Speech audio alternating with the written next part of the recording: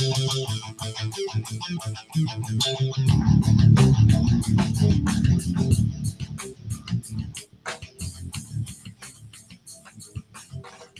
welcome.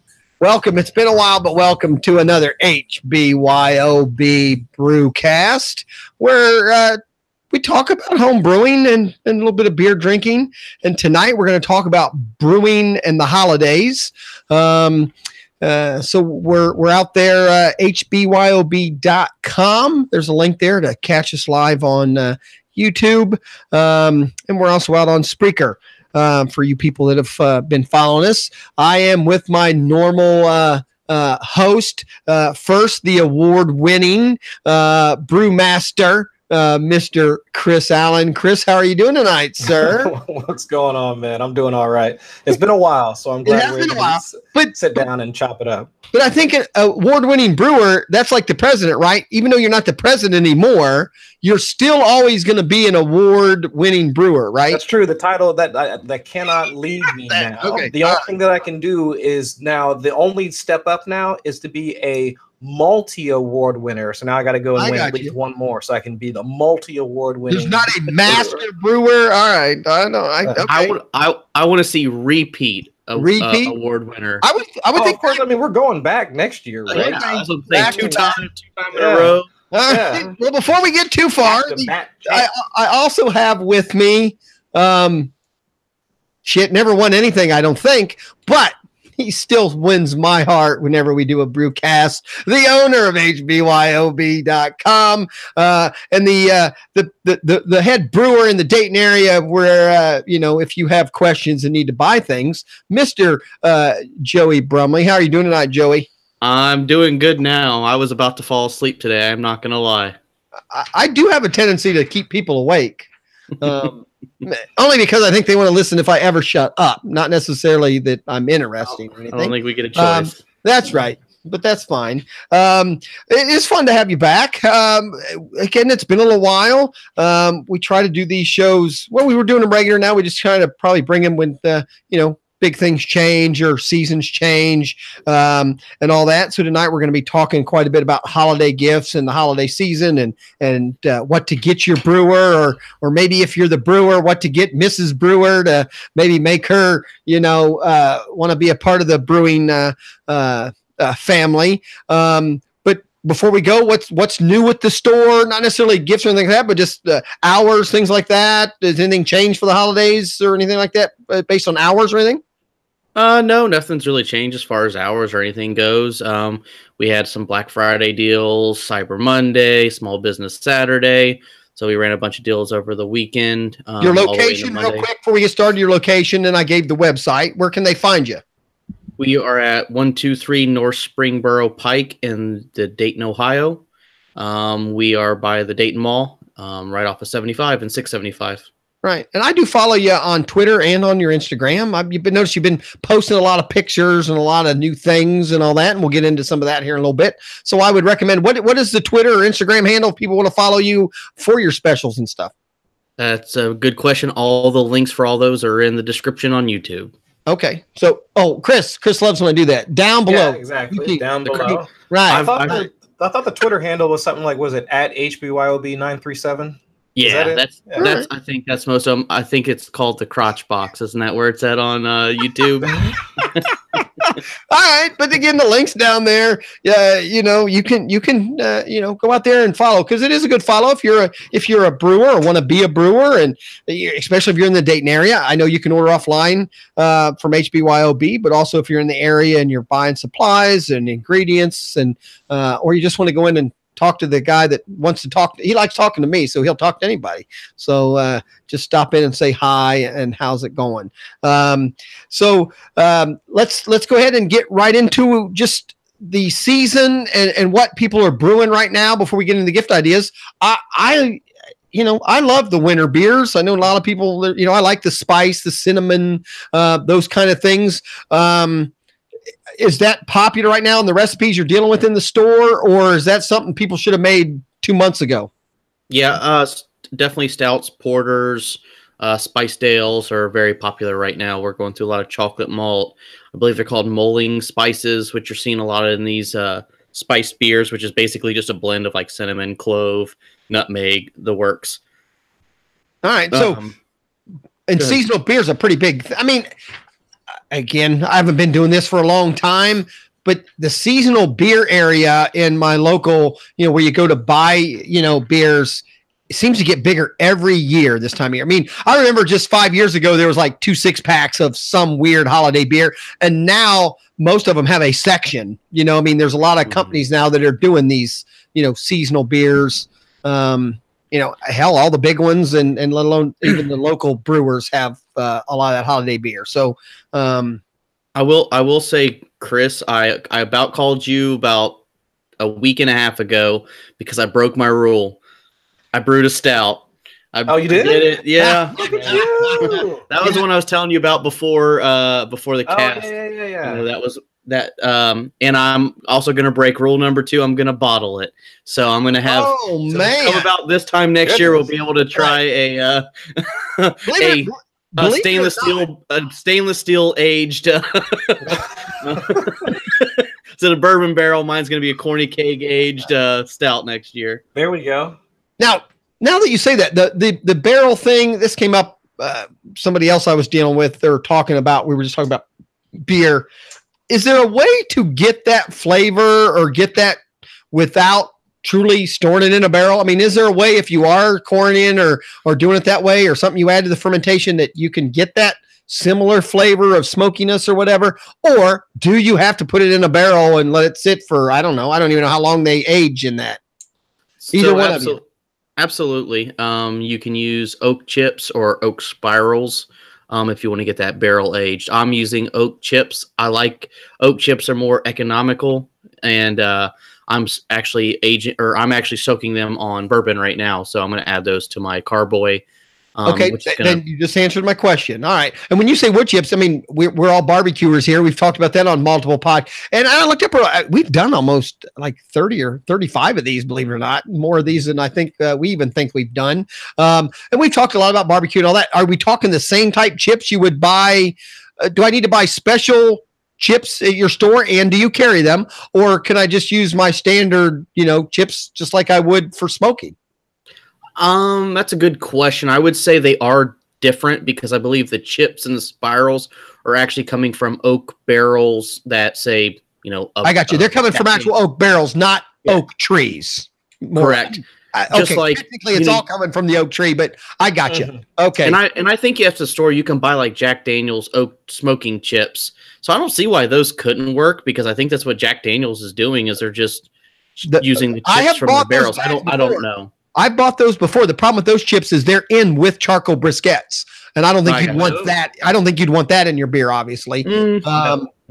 So, so I can come into your store and buy actual pieces of barrel. Then is what it is. All right, that's a good idea. And then how long does it take for that flavor to absorb in? I mean, are you just doing the standard fermentation time or the carboy? I mean, a week or two, or do you get more flavor if it goes longer? What do you think, Chris? Because I don't know if I know the truth. The last time that I wound up doing anything, at least even close to that, and this was just doing because I added peanut butter in the secondary, like for mine, and I would say at least a solid week to a week and a half.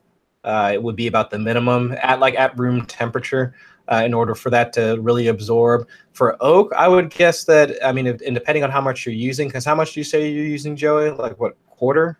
Yeah, I'm only using a quarter of an ounce. I'm not using much at all. Yeah, so I would think you'd want to let that sit maybe even slightly longer. So you probably sit talking about 2 weeks, maybe something like that, for it to really get in there and actually be able to either get a good, at the very least you want an aroma, right? And then if you want to taste, you'd probably want to let it sit a little bit longer. Is that a common recipe now in the store, people asking for this, or is it just kind of more of a specialty?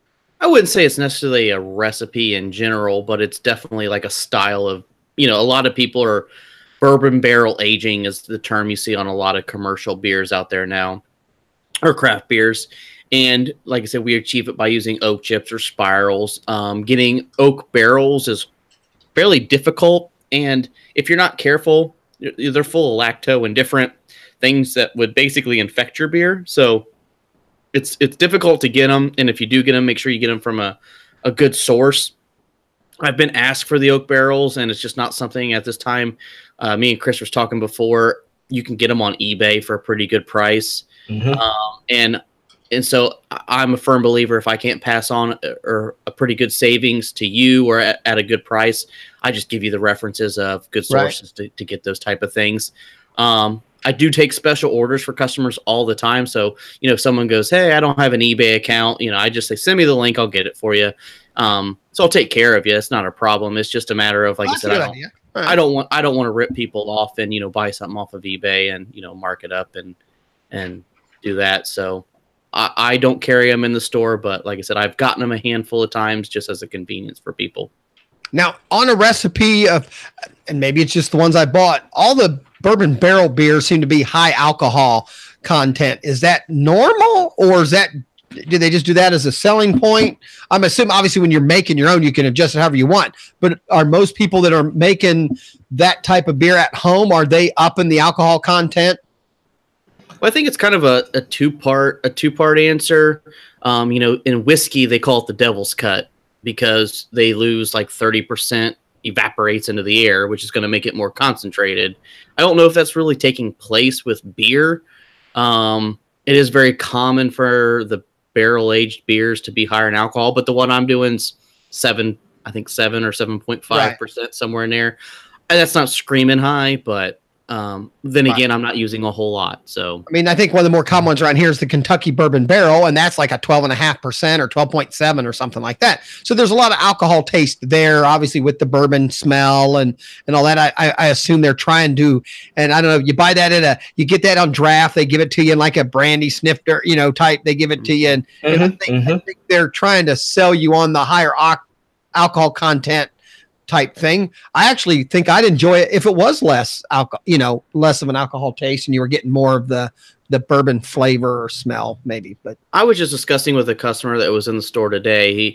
He was asking questions about getting started with brewing, and it kind of goes back to, I told him, brew styles that you enjoy brewing.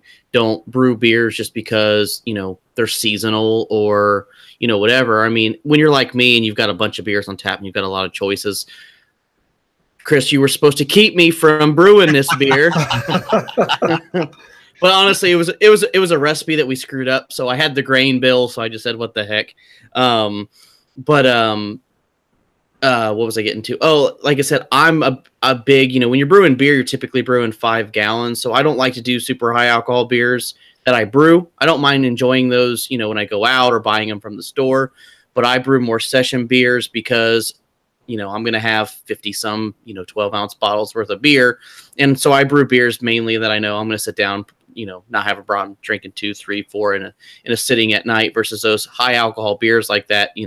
I only want, after one, I'm done. Right. All right.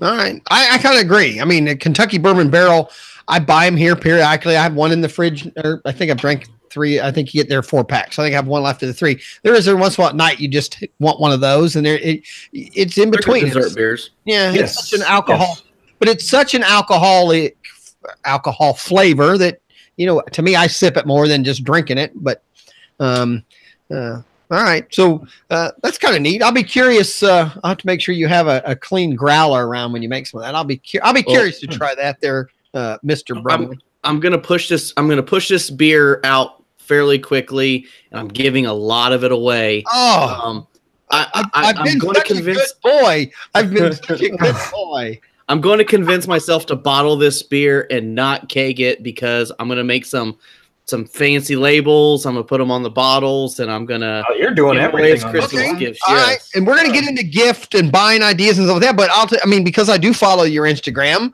and I have seen these new labels in person. Do you want to talk about that? This is a new product that you advertised where you are now offering a custom made label that's very professional. I mean, I've seen it now. I mean, it is not much different than a beer you would find from a local brewer, in your local store or anything. And you're now offering that as a service for your customers that are obviously bottling beer. Do you want to talk about that? Is it too new to even talk about, or are you already offering it?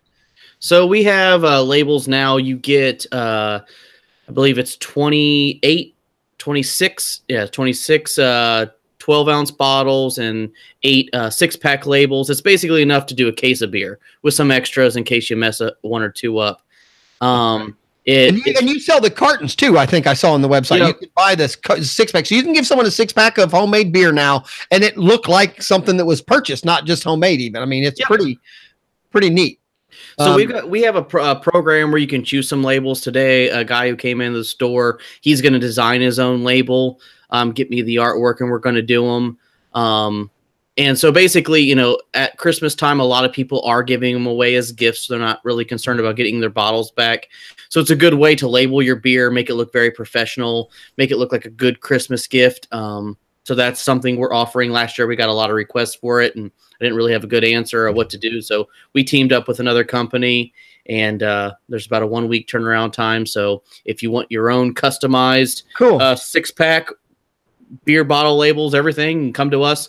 I believe it's $19.99 for a case, and it's usually $30. And I got into brewing before you, actually, back to the old Mr. Beer Kit. So I go all the way back to printing labels on a color printer and using like some CD or software and design them and putting them on a sticker.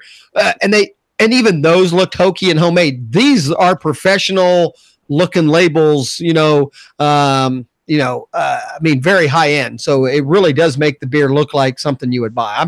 I was very impressed with the look. They're really nice vinyl labels. And so the ink isn't going to smear or anything. And you can, even if you want to, wet the bottle a little bit ahead of time so you can get the label positioned perfectly. It'll dry and be, you won't be able to peel it off the next day. I mean, the samples I saw were, you can pretty much put anything, you could put on there, Marks or Easy Kills Brew, but at the same time, if you wanted to make up a real name, I mean, if you didn't want people to even know it's homebrew, these labels look professional enough that you could, I don't want to say scam anybody, but you could say, Easy Kill Brew, I made this at a brewery. Look at this. Well, right. My point is, it's that quality of a label. I don't think somebody wouldn't know the difference. I mean, it is a very high quality label.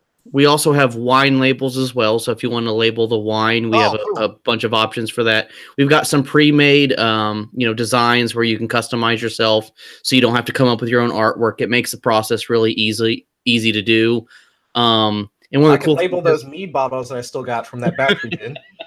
And Up-tumble. I still want to know what Up-tumble mead is. That's what they always say in the Budweiser. Up-tumble. I saw it today. What does that mean, Chris? Fill me in here. You're the mead guy. I have no idea what it means. I don't either. I just know the guy. Every time the guy in Budweiser says it, he gets locked up in the dungeon because So I don't know. Up-tumble mead.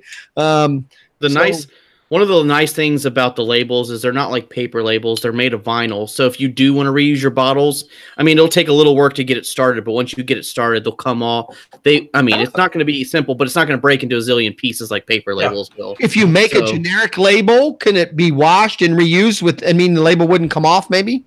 I doubt it would come off. Like I said, it would take some doing to get it. So if you just clean the bottles under a normal cleaning process, you probably could reuse it if you're just making a generic label if you want it. Yep. I would say that's pretty safe to say. Cool. Like I said, if you wanted to get it off, it wouldn't be easy to get off, but it would come once you got it started, like I said, with your fingernail or razor blade, you could peel it off pretty clean.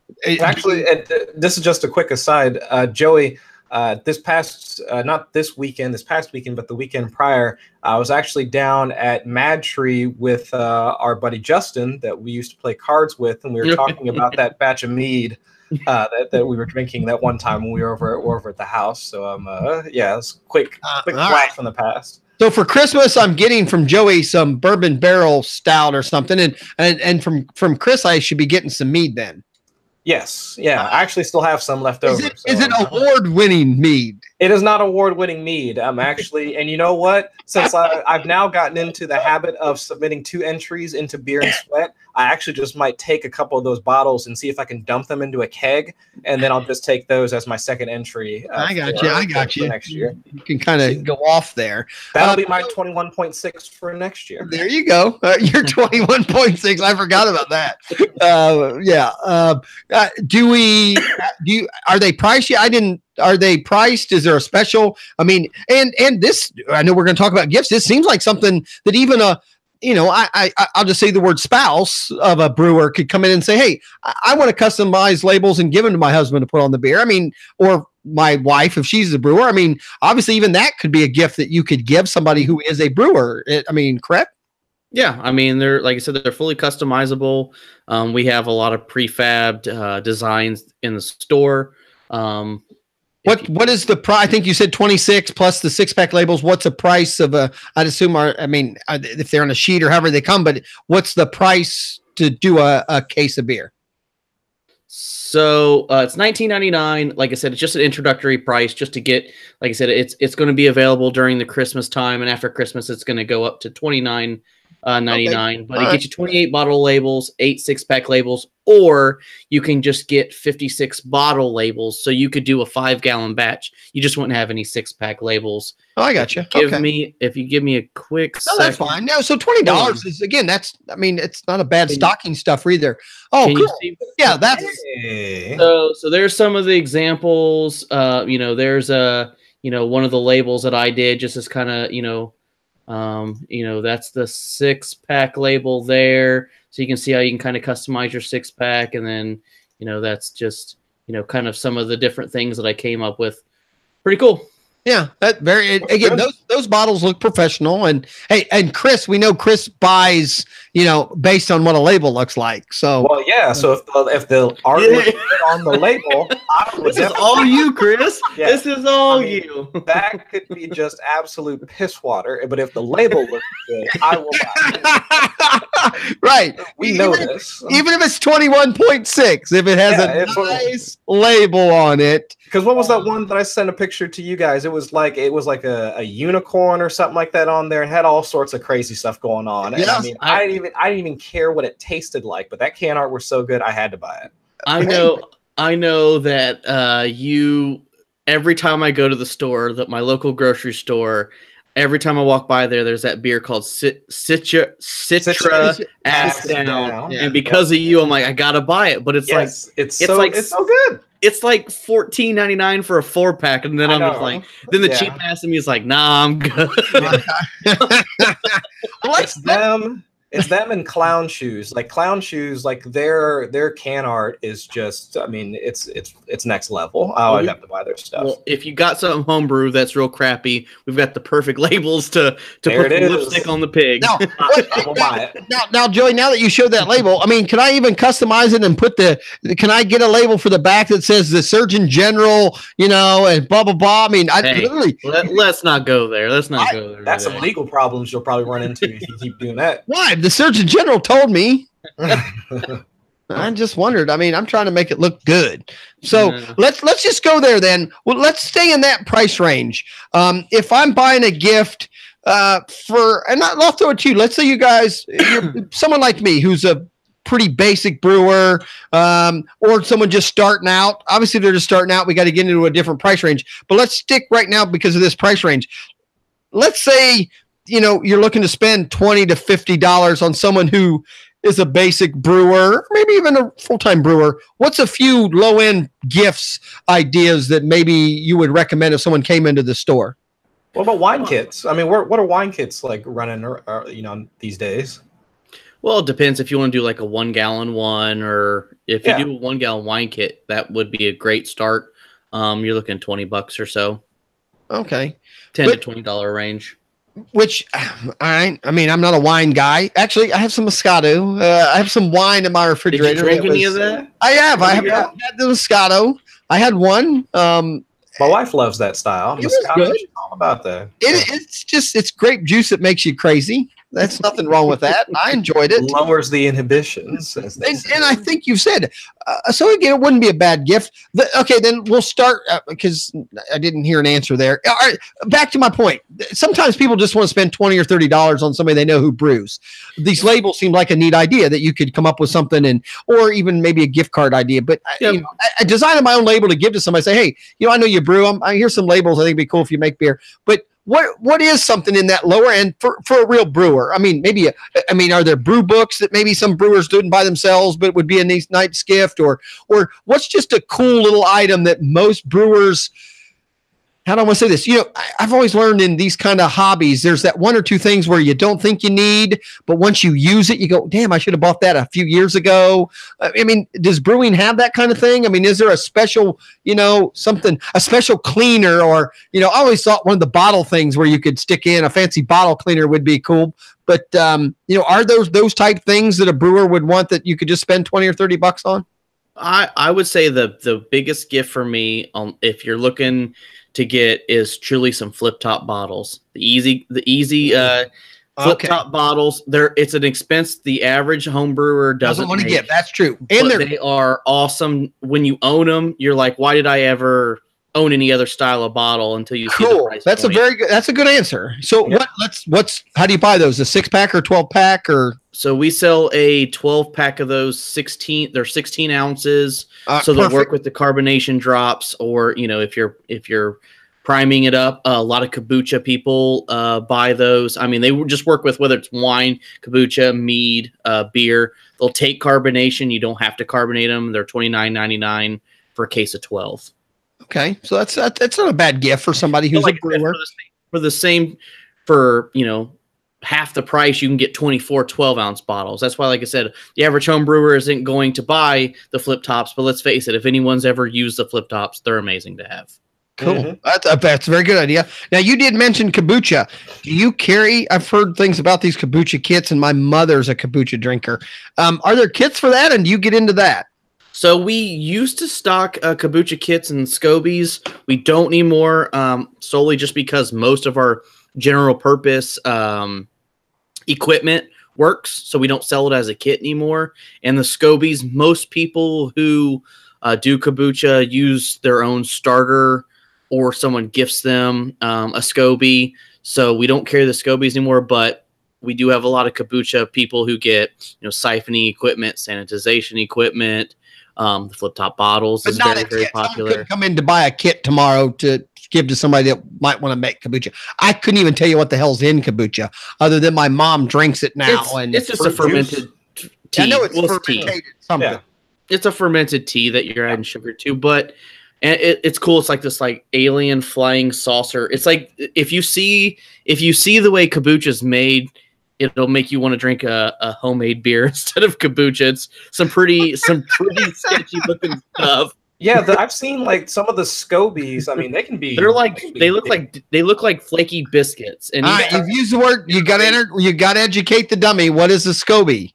So SCOBY is it's the yeast. Yeah. With beer, we use ale and lager yeast. With kombucha, you use what's called a SCOBY, which is basically the yeast. And it truly looks like flaky layers of a biscuit. You ever had the biscuits you buy from the store? Yeah. Mm-hmm. Layers. So each layer is basically another generation of the yeast. So you can truly go to the store, buy store-bought kombucha, and ferment it. Make a starter tea, pour it in there, and you'll make your own SCOBY. Truly from store-bought. Or people will peel back after the layers get so thick.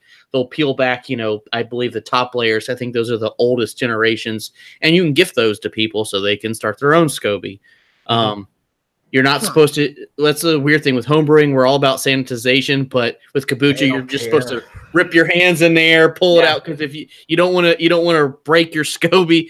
I've heard the word SCOBY more in the last 5 minutes. I've drank kombucha on more than one occasion, and it's not bad. I mean, it's good, but it's definitely we cater to a lot of content, though, right?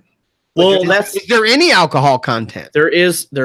It's very, very minuscule because it's fermented. I'm not a lawyer, and I don't want to get into any trouble by saying this, but there is trace amounts of alcohol in it, but there are a lot of benefits to it. So a lot of people will give it to people who may be minors, if you're a parent or whatever. But even like the store bought, I don't believe you have to be 20. Like I said, I'm not an attorney, and I don't want to get into any legal aspects, but I don't believe you have to be 21 to buy kombucha. No, I could go over to Kroger's and get some right now. I mean, my daughter said it. It's so low they don't measure it. Right. Orange juice has traces of alcohol in it. Correct. And so does I believe if you want to get technical, you can go buy Listerine. It's like 21%. Right. Well, I wouldn't drink it. No, but I know non-alcohol beer, back in the day. No, a 12-ounce orange juice can have more alcohol in it than these non-alcoholic beer. Most people go, oh, I won't, even non-alcohol beer has some alcohol. But they have proven that 12 ounces of orange juice had more alcohol in it than a 12-ounce can of non-alcohol beer. But people say, but I'll drink the orange juice, but I would never drink that because that's got alcohol in it. So alcohol is in a lot of things. Yeah. Alcohol is in a lot of things, just it's the amount of it. So fun fact, and then I want to get back on topic. Please, Chris, I had to learn because it's been asked to me so many times, and I had to get the answer. Chris, do you know how non-alcoholic beer is made? Did you know it's just regular beer, and then they boil it?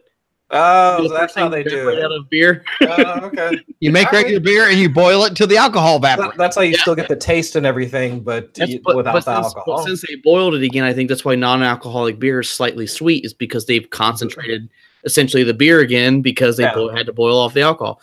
I could be wrong. That's what Google told me, but they add any hops or anything, or is it just like it's brewed just like a normal batch of beer? Now, just boil the hell out of it afterwards.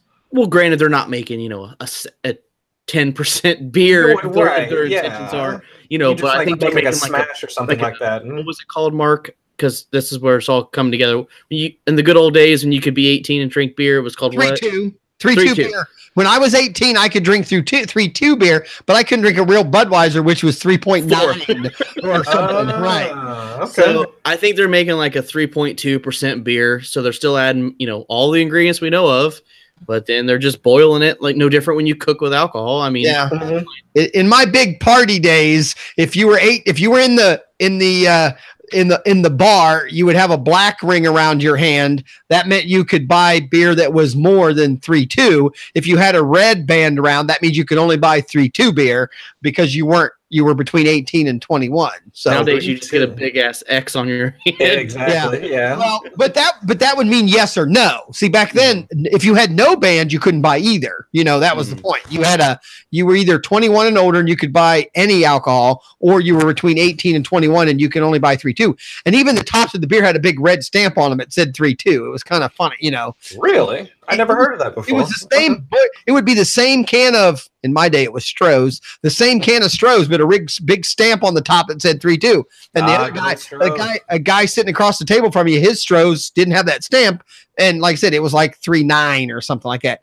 Yeah. Huh. So it was a little, laws. I mean, I guess maybe that's still better than that. You're 18 now, and what does it really make a difference? But let's go back then. We mentioned kits for the beginner like me who wants to do all grain and all that. Where are we at in kits for a gift as far as a starting point? And then maybe what's the most popular, or maybe what you would recommend is the best kit for somebody who wants to start brewing? So I tell people all the time, if you want to get started, I try to tell people don't get 1 gallon kits just because you're going to grow out of it. And I don't like recommending. Been there. I can say you're correct. I don't recommend, growing out of something. And when you come to the store, I try to sell you. I assume everyone who homebrews is going to stay a homebrewer. So, you can save a little bit of money buying a 1 gallon kit. It'll run you, roughly $60 or $70. But for just, $25 or more, you can get started in extract brewing. That'll get you your basic equipment and your first batch of ingredients. However, you still will need to come up with bottles and a brew pot. So most people have a stock pot in their house that's 3 gallons or more. And over the course that's of a minimum. That would be a minimum you need. That would be the absolute minimum. Yep. Okay. But you could do it with your own pot. That's going to be your biggest expense. And then the bottles, like I said, if you like here, what I'm drinking tonight, you could peel the label off this, and as long as it's a beer that's this, not a twist top, you can save your own bottles and you can save money there. So I'll get you about $100. If you're looking to buy a gift for him or her that is everything you need, your brew pot, which I would suggest, if you're brewing all the time, you don't want your beer to taste like the crawfish you boiled in it the night before. You should have your own designated brew pot. That's you're just brewing beer for, beer with. We have a complete kit that's all of your equipment that you need, your first batch of ingredients, and all the bottles necessary to bottle it all up. It's $200. And you really won't need nothing else. The nice thing about that is once you have that equipment, you're going to reuse your bottles and you're going to reuse your equipment. All you need is your ingredients at that point. And the ingredient kits we have at the store comes with all the necessary caps, priming sugar, everything you need.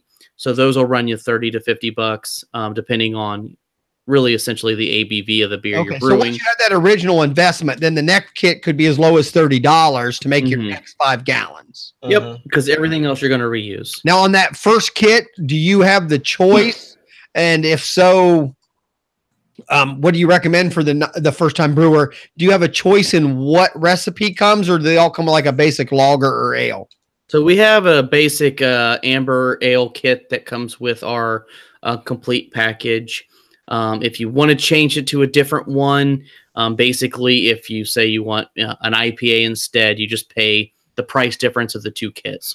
So if it's $3 more for the IPA or $4 more for the IPA, you just pay the price difference. But you can choose whatever ingredient kit you want for your first batch. We recommend the amber ale because most customers who come in the store say, "What's an easy beer to brew?" That's and I say an amber ale because it's not heavily hopped. It's not full of dark grains, and it's got enough flavor to where if you make some mistakes, it'll mask them. Don't recommend brewing a light lager because if you make any mistakes, it's going to shine right through. So with an amber ale, if you do make some mistakes being new to home brewing, that beer is a good style to kind of cover up some imperfections the beer could have. Right, Chris, when you first started, what was one of the first beers you made? I think it was actually an amber ale, and then I think I also afterwards I did one of the brew in the bag. I think it was an IPA if I'm not mistaken, but it was just one of those like simpler ones. But it was like of that style where it's just all the ingredients are just kind of like right there for you. It's really hard to screw up. Like even if you do, most of the taste like it will be masked like with any simple mistakes that you might have. So I mean, it was one of those styles. All right. And then obviously is that, Chris, when you're making that, is that the easiest beer? I don't want to say this. I mean, I guess not. All the recipes are a little different after that. Meaning if you're trying to make like a Bud or Bud Light, is that harder to do to make something that's actually that minimal flavor, like what Joey said, or if someone comes and says, I would think my husband wants to be a, brew. He's been talking about it. And she says, he drinks Budweiser. That's all I know. Would that help you in deciding what kit to give him, or would you still stay with an amber?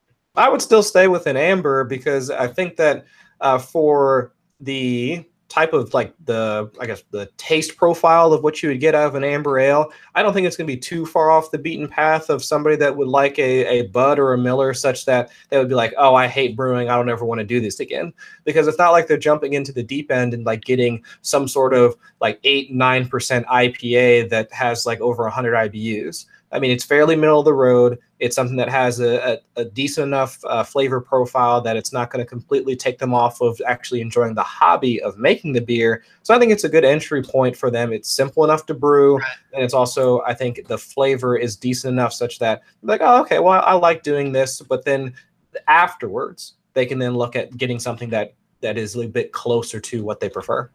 All right. And is that, Joey, when people buy stuff for a gift to somebody else, I mean, they probably don't know, but what information should they know? I mean, if they come in and, if someone's listening to us right now and goes, you know what, I have wanted to buy a kit for so-and-so for Christmas.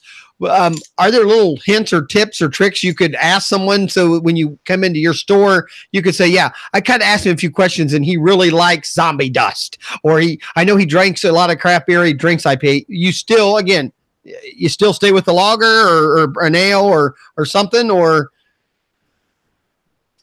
I mean, I tell people, like I said earlier, brew the beers that you like.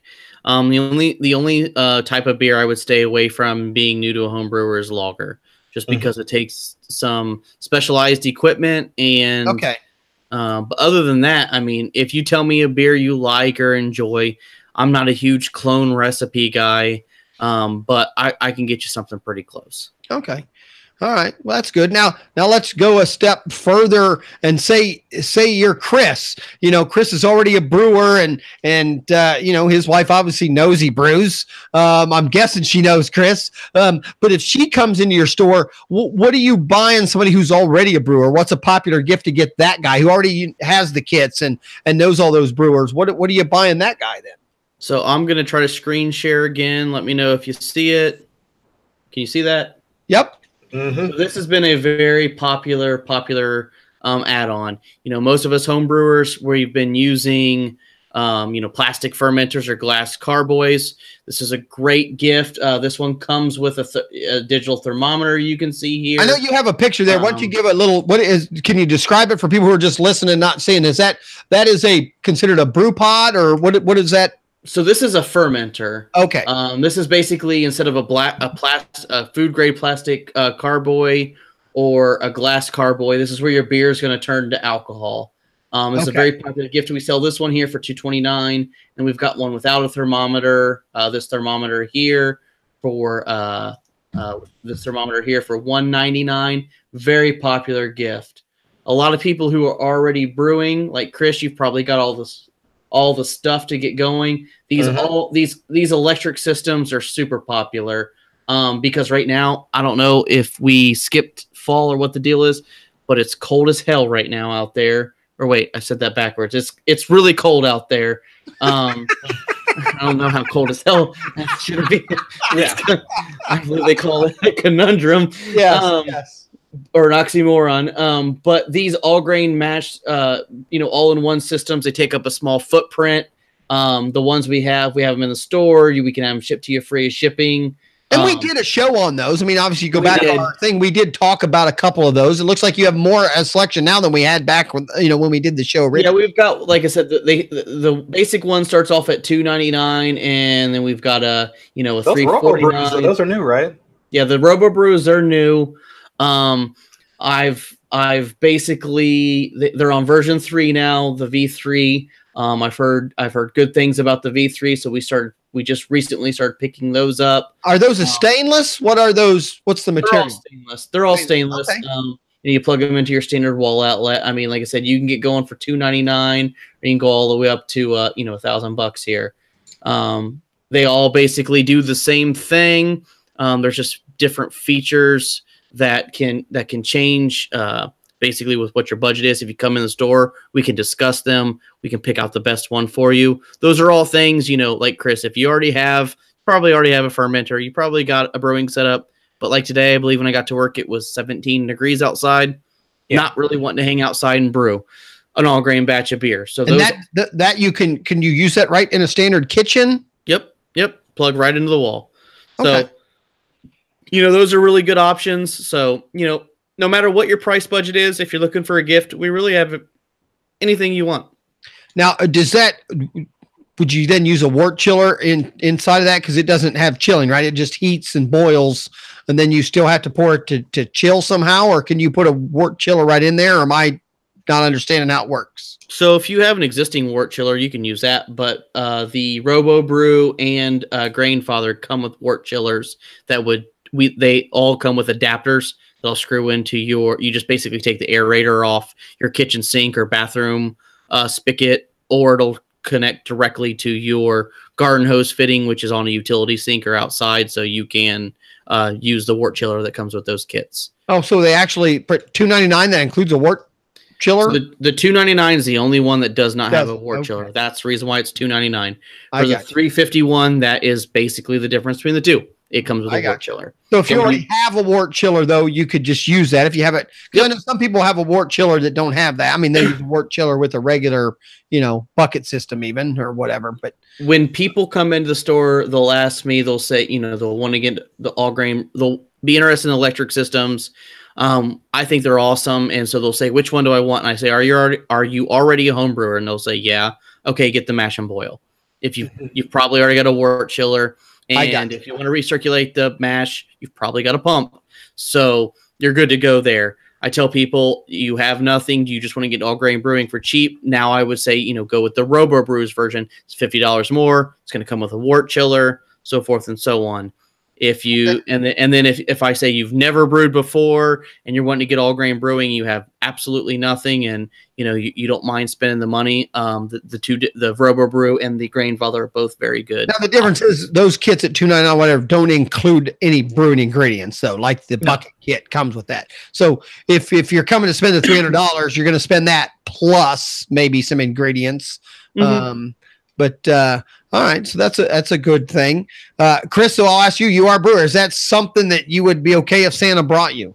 Oh, yeah, without a doubt. I mean, the last time that I brewed, I think it was the beginning of October. So when was it Veterans Day? That was the last big holiday that we had. Yeah, Monday, exactly. Thanksgiving. Yeah, well, no, thanks. Yeah, before Thanksgiving, Veterans Day was like the last weekend that I brewed, because I knew that I wasn't going to brew during the wintertime, because I'm just not going to go step outside. So I figured I'll just brew a double batch. I'll have 10 gallons, and then that will last me the next like 4 months until it gets warm outside, because I'm just not going to do it. Gotcha. So a device like this would allow you to do some brewing. I mean, I'd have that thing set up like in my office, like 6 feet from me, and I'd be brewing right now if I could. Oh man. Right, with your you could. I got the metal right here. You could hang that right over top. That would be awesome. Yeah, I have the metal over here. Well, hell, if I had the Robo Brewer or any of those guys, I'd have the metal hanging off of it. There you go. So that's in 2017. I was playing around with my Grainfather app and looking. I brewed 20 batches of beer with the Grainfather this year, and I was thinking to myself, I mean, that's every other week almost. Almost. Every third week, right? My goodness. Half weeks. So, but I was thinking to myself, self. When's the last time you pulled all the shit out of the garage and brewed in the driveway in 2018? The answer is none. So that's what I tell a lot of people is, I'm not saying the Grainfather is the best thing since sliced bread. I'm not here to, spend your hard-earned money. But once you own one, and then you're like, wow, I don't have to go get propane. So I don't have to worry about going and getting propane and doing that, dragging all the stuff out. Most people who store their brewing equipment, they're putting it in their garage. So when I would pull my brewing equipment out, I'd be spraying all the cobwebs and everything else that probably climbed in there of the couple of weeks or months since I'd brewed it last. And so once you have a wintertime all electric system, a lot of the cons some people will say about the electric systems, well, it's not as fast as my propane system. No, it's not. I don't. Oh, but it's faster than one that's in the garage you're not using. That's right? Well, yeah. But that's what I'm saying. I do find that people who invest into it so they can brew year round, everything, have a hard time going back to the propane systems, just because, one, you've already invested the money, but two, it's like I said, you're not going and getting propane. You're brewing year round. You don't care what the weather entails. I mean, they're really cool systems to have. Do you need one if you've already got all the stuff?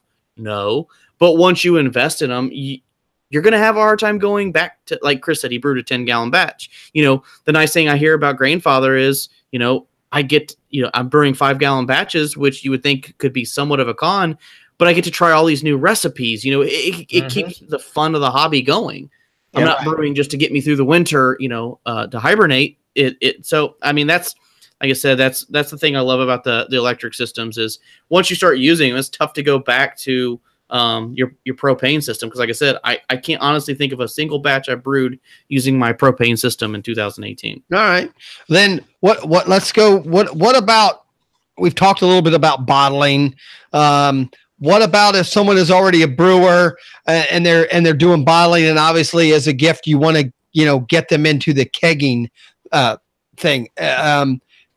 As a customer, what do you need to know from me if I come in and say, hey, I want to buy a kit for my spouse or my significant other brewer so that they can start kegging beer? What what's involved in getting into that? Are there kits, or do I just need to buy different pieces and parts so that I can stop bottling and actually keg my beers? So a keg, a regulator, a CO2 tank are definitely good purchases. Is there a kit, or is it all individual? I mean, it's essentially individual just because there's some differences. Do you want to use a picnic tap? Do you want to drill a hole through your refrigerator door? There's some questions I'm going to ask you so I can get you the best setup. The biggest thing I would ask before I just sold them a kegging setup is make sure you have a place to put this keg. Most 9 out of 10 people aren't going to want to put it in their refrigerator that they have in their kitchen. So, I do stress to people, do you have someplace else to keep this beer cold? That's usually that's the biggest con to kegging is you almost need your own designated, refrigerator. Refrigerator, right. Mm-hmm. So, now I do have some people who we sell 2.5 gallon kegs. Almost every time I've ever sold one, I don't sell one, I sell two, because most people brew 5 gallon batches. So they'll put half of it in one keg, half of it in another keg. That way it doesn't take up a big footprint in the refrigerator. And then they'll just get a small cylinder to dispense it. Most of the time they're using picnic taps, things like that. So there definitely is workarounds for it. But the biggest question I'm going to ask you is, where are you going to keep your beer cold? Because it's a very important question once you get into kegging. Unfortunately, the person buying the gift would have to know that stuff, and then exactly. I mean, we sell gift cards in the store. On the website, you can purchase a gift certificate. So I always tell people, if you really don't know, we even print out gift receipts, so people won't see pricing or anything like that. So if you do need to bring it in the store, swap it out for something different, that's not a problem. Or you could literally just buy a corny keg and a gift card and say, hey, here's the keg, here's a gift card, then for you go buy however you're going to hook it up maybe or something. That's why typically I would say get a CO2 tank and a regulator, because no matter what, you're going to use that. You need that. And then at that point, get a gift card. That way he can choose, does he want a 2.5 gallon? Does he want a 5 gallon? Does he want a picnic tap? Does he want a Shanks setup? It just really depends. Right. Chris, do you keg? Oh yeah. I have a kegerator set up in my office, like 5 feet that away. I got you. Yeah. All right. So how many cornies can you get in that? Just the one, or do you do one at a time? I got the 2, because I also have the CO2 tank is in there along with the keg, so I can get all 3 of those vessels like inside of the. I modified an old refrigerator, so the bottom half could be 2 cornies. I could do 2 cornies, and then I had I guess the picnic. I would open up. There was nothing on the outside. I opened up, and there was a dispenser inside the refrigerator that then I would fill up my pitcher or a big glass or whatever and just shut the door. So yeah, I've been going back and forth over actually buying like an old freezer or something like that and trying to do like a Keyser type setup so I can actually fit a couple more. Isn't that what, Joey? That's what you have, right? No, I do have a temperature controller set up to a freezer, but I use it as a fermentation chamber, not to store my kegs. Oh, so I ferment under temperature control and I cold crash in there, but my beer is actually just I used to have one. It's a long story, but I've changed over the years, but now it's just a good old fashioned upright refrigerator, holds 6 kegs. I'm the same as Chris. One of my potential 6 kegs is a CO2 tank. So I have 4 beers on tap and soda for my family. Oh, you're such a nice dad. Oh, trust me, we've had some epic fails in the soda department. Soda, you know what? I did that. Again, I went through all that. Same thing. I went through it, and I enjoyed most of them. Worked out all right. I got into making. What I realized is I used my kegging equipment to just keep more or less soda water, and then I made syrups. So, I actually made some actually pretty decent syrups. That's actually a good point is we sell some very limited, but we do sell some soda extracts. Back to we do get a lot of soda customers who want the CO2 tanks. They use what's the big name brand soda company out there? Homemade soda. The machine. Soda Stream. Yeah. Okay. So we get a lot of people. Do you fill Soda Stream canisters? Do you sell? We get a lot of people who make soda, and we've got some soda extracts. We've sold them. I've tried them. I've went through three different ones now through customers coming in who use the SodaStream. It's not SodaStream brand, but they've told me some really good extracts out there. I don't have it in my room right now, but I've had some.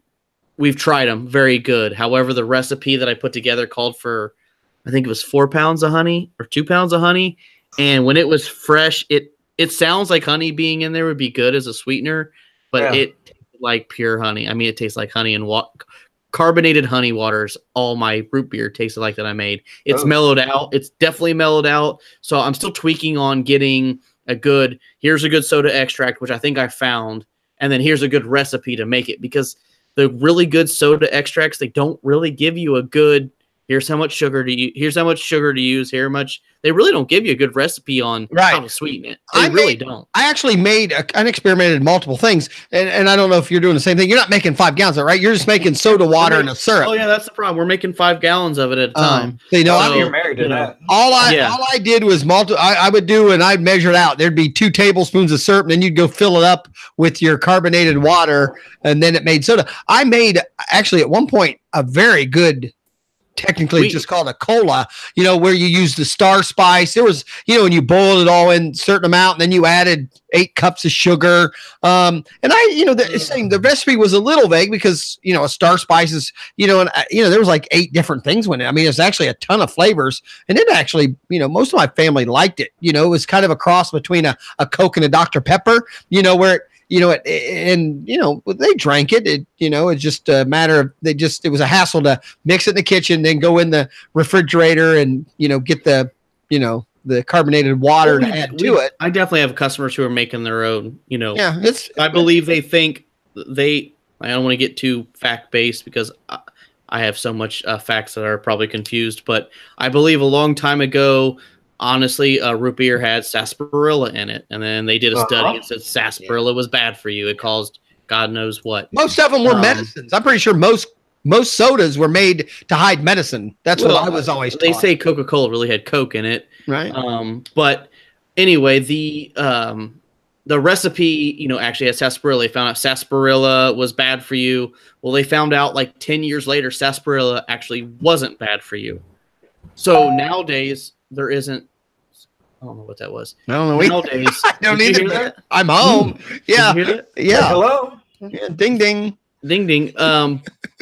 But they basically said that. So now when you drink root beer, there's no sarsaparilla in it. That's the point I'm getting to. There's no sarsaparilla in it. So people are making their own root beer recipes so that it can have sarsaparilla in it. Because dude, we have like an alien invasion. Do you hear that in your headsets? No, I don't hear anything. I hear like a CB radio talking to me. I'm not even joking. Breaker, Bob, breaker. How's that possible? Well, it isn't possible. Tabs open. It's what happens when you don't drink for a month. Yeah, you start hearing things on the show. The government heard me say how there was Coke and Coca-Cola, so now Coca-Cola Company's taking me down. It's sarsaparilla and all that stuff.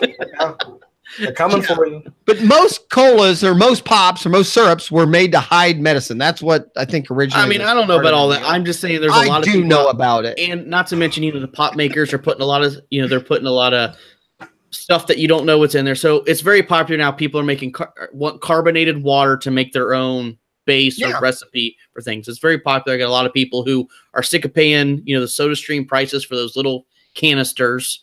So they're buying a 5-pound CO2 tank, a regulator, and a corny cake for me so they can carbonate their own water so they can do whatever they want with it. Yeah, that's what I did. All right, so another good gift. Well, we've been almost an hour now. Is there any gift ideas? I know you mentioned gift cards and that thing. Is there any gift ideas or anything you want to put out there before we, call tonight that you would recommend or you wanted to make sure or that's pretty popular right now in the store? I know personally, like I said, the brew bucket, the SS BrewTech brew bucket is definitely something is on my Christmas list. I hope Santa Claus puts one under my tree because I'm so sick and tired of cleaning out my glass carboys. I can't even take it no more. I know.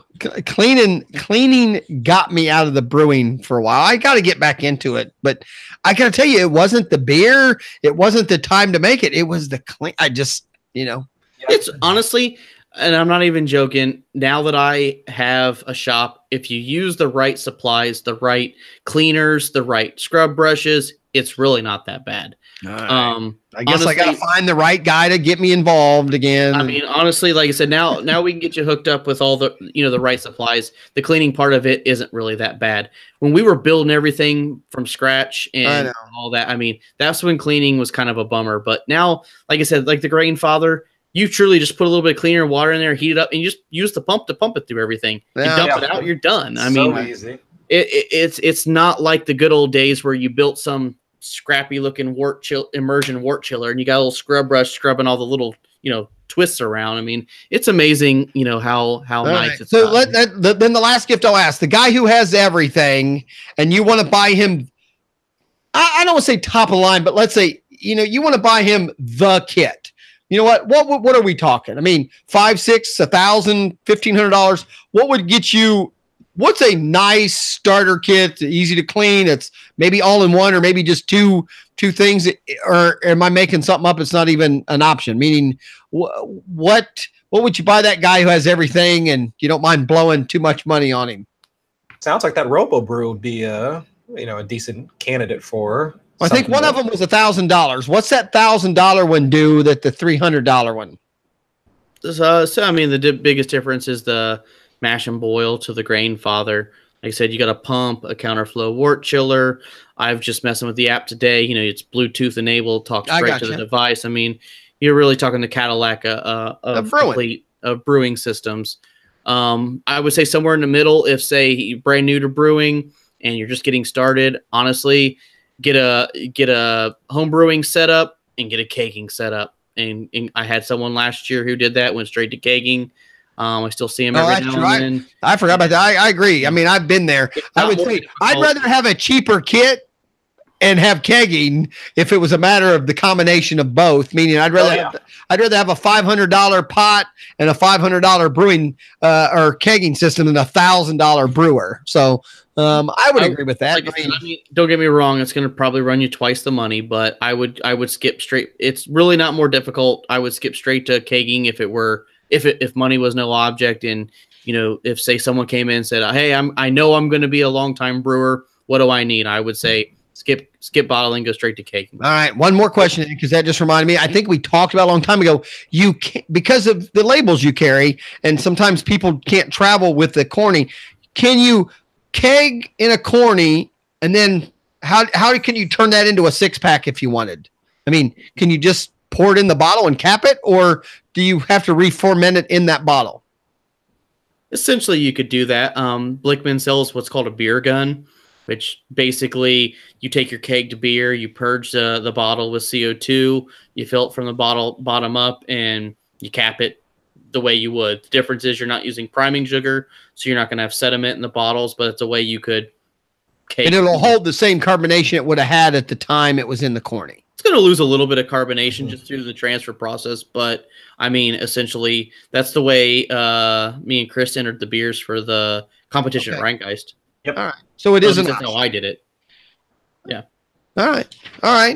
Then the last thing I'm going to ask is, I mean, I know Christmas is still a few weeks away. Do you have an idea? I mean, holiday hours and all that. I think Christmas is on a Tuesday, if I'm not mistaken, or a Monday, whatever.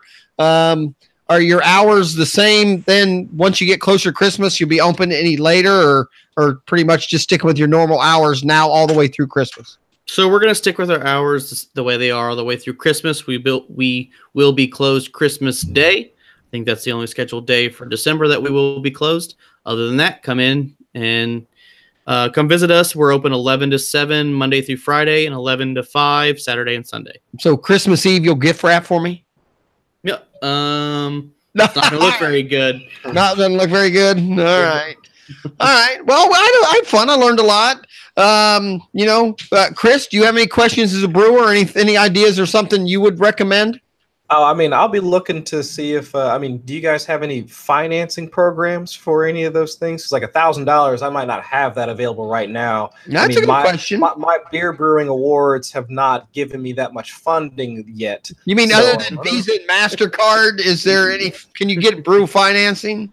Yeah, that's what I'm saying. Can I put it on layaway? Is that an option? Like, layaway. There you go. Do you have a layaway where I can come in and give you $250, 4 weeks in a row, and then by Christmas take it home? There you go. Yeah. Nothing set in stone or formal right now. However, I do know some of the very expensive conical fermenters, they do offer financing. So come in and ask us about that, and if the manufacturer is willing to work it out, we'll be willing to work it out with you. All right. That's what I like to hear. I learned a lot, and I sat here and enjoyed my winter beer. It's gone. Guys, I don't know if we'll get another show in before the holidays. If we do, we'll announce that, or hell, like tonight, we'll just pop on and, you can join us if we come up with something. Chris, where can people find you? Your Twitter account? What I think I meant to ask earlier, other than these 10 gallons, what is the 10 gallons you brewed last? Oh, I've got a Reese's peanut butter stout. Okay. And then I just brewed a smash with I forget actually what the grain and hops combo was. It doesn't escapes me right now since it's been a couple of months already. But it was just like a simple recipe. All right. What's Twitter handle? Where can people find you? Chris Allen at Chris Allen FFWX. You can find me on Twitter talking about fantasy football and whatnot, and then a little bit of brewing and also some cooking as well, as folks saw on my Twitter account, my turkey frying experience. There you go. Before you leave us, give us the finger. Oh yes, and you can find Yes, right all right. And Joey, where one more time, where can we find you online and maybe a phone number or something if people have questions? So you can visit us at HBYOB.com. Our address and all of our social media links are in the description on the YouTube page. All right. And I'm Easy Kill, and also a fantasy fan, sportscast that I do with Chris every Wednesday night, also at 10 o'clock. You guys can, if you brew and listen to fantasy, we can help you out there also. Had a ball, had fun, learned a lot. Everybody have a good holiday, good Christmas. If we don't see you by then, go to HBYOB.com, order your Christmas gifts, stop in. Or anybody gives you cash for Christmas. I'm sure after Christmas he'll be open too. You can go in and buy the supplies that you didn't get for Christmas. So that is a very good point. We do have a lot of people that said Santa didn't leave it for me. There you go. Buying it for me after December 27th. We have a lot of people coming in. There you go. Yeah. There you go. Santa didn't have an effing clue. So here I am. Hey man, I took all my socks and underwear back, and I'm going to add $182 to that money and buy something. So yes, sir. There we go. All right, everybody have a good holiday. Thanks for joining us at the BrewCast, HBYOB.com. This is Easy. Say goodnight, guys. Cast over.